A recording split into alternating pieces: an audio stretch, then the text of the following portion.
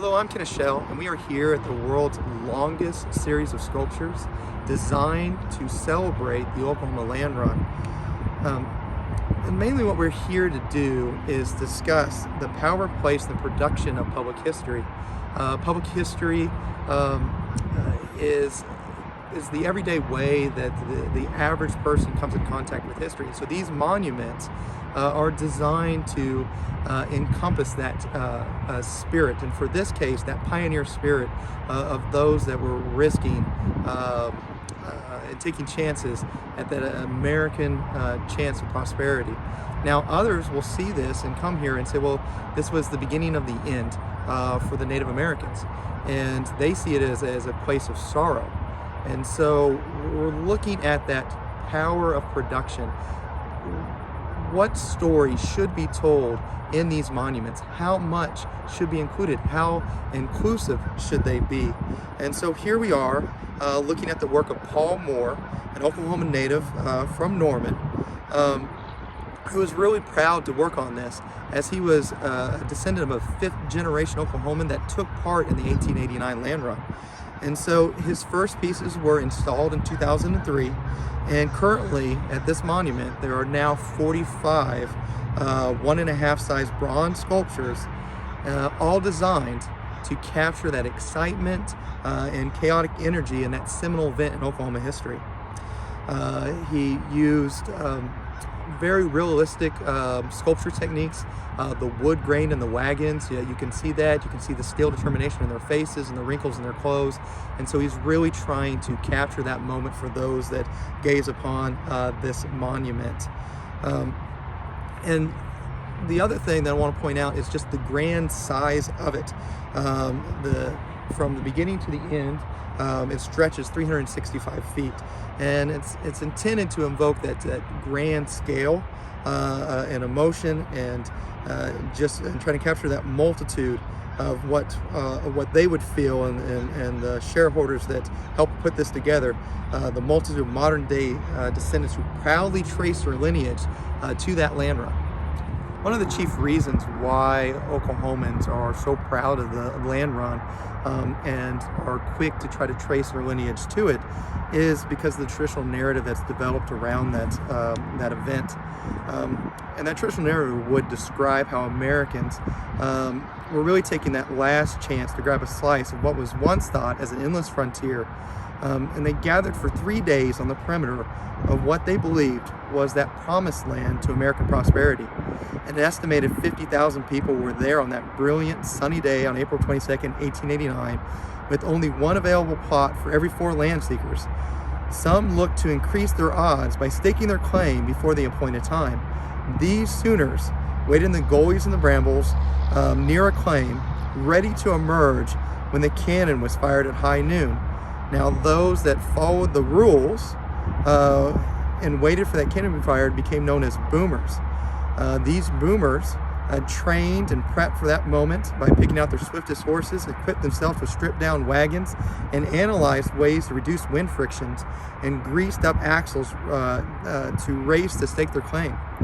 Only the quickest, most ingenious, and those willing to risk punishment by cheating the system would be able to stake their claim that day. As the Paul Moore sculpture shows, and as the traditional narrative depicts, these first Oklahomans represented the ideal American society of the 19th century. From the poor young man attempting to get his first start, to the typical settler family, and to the debonair pioneer who rode in carriage, the Oklahoma land run opened up a land of promise and the long continuation of the American story of those early pioneers seeking their American dream. This traditional narrative of the Oklahoma land run shows just how important the role that public history should play, because monuments like this can either help support the traditional narrative or help revise it and make it more inclusive. Public history, at its most concrete form, looks at how history is useful to real-world issues. One of these real-world issues is the inclusiveness of the narratives created by historical monuments in public spaces. The Oklahoma Land Run Monument is used to install pride in Oklahomans by having those who look at the monument see the retelling of the pioneer story of those early boomer and Sooners. Unfortunately, the monument does not give the full context and the historical significance of the events that led to the land run and the consequence after. The field of public history has brought more attention to not only the stakeholders behind the project, but the wider potential audience of those that view monuments like this. The fact that the Oklahoma Centennial Land Run depicts a one-sided telling of history has led to controversy surrounding the monument and others like it in the state of Oklahoma. To better understand this controversy, I'm here at Route 66 Park. Route 66 Park is a public space, and these public spaces have traditionally been used by elementary schools to reenact the land run. Now recently, land reenactments have been looked at as not being inclusive enough. And the reason they're not inclusive enough is because they often only tell the pioneer side of the land run narrative. And the understanding that we now have of the historical narrative of being more inclusive really stems out of the research that was done in the 60s and 70s. These PhDs seeking students were really inspired by the time period that they were living in.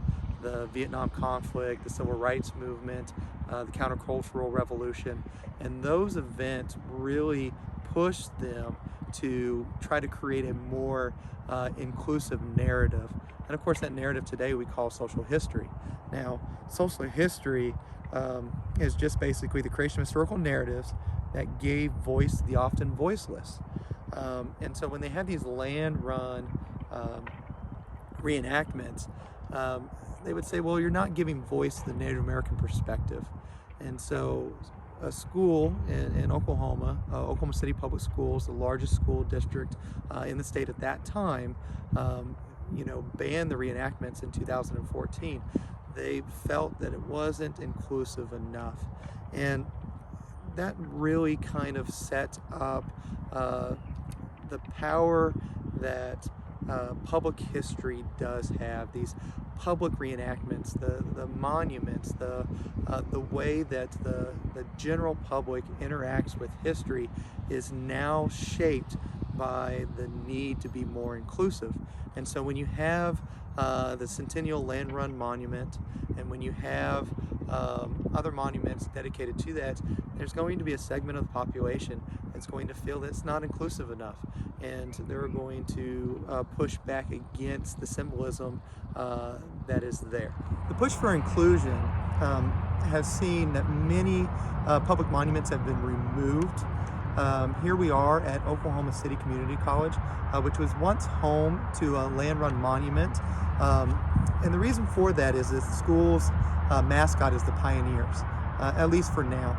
And what we saw here earlier this year was a decision made by the executive leadership team, and where they felt like the monument was not inclusive enough. And that's where the change in perspective of the narrative comes in. And so we saw earlier the Centennial Land Monument, built in 2003 and continued on to this day, depicting that traditional narrative. And then roughly over the last 20 years, you've seen a whittling away of that traditional narrative to become more inclusive, to tell more of a what many would argue is a more historically accurate picture of what the land monument and that land run truly represents. And so I'm going to quote Danita Rose, who is the executive vice president here, or at least at that time. She called the decision a no-brainer, as their goal as a college is to be inclusive and welcoming to everyone, and a monument that depicts cruelty and oppression cannot be on display here. The monument it was a concrete slab. It showed an image of boomers taking off, looking for that promised land, riding bicycles and horses and carriages.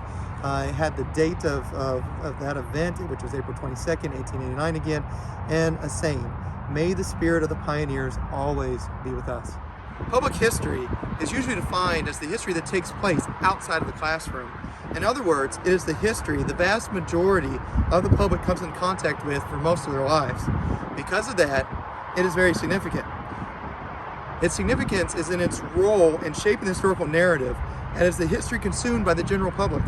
The creation of monuments or the destruction of them has become the new battleground in the seeking of truth and context in history. Public historians of all stripes, from the historical consultant to the curator, the policy advisor, historical interpreter, our community activists, must remember that good public history rests on sound scholarship.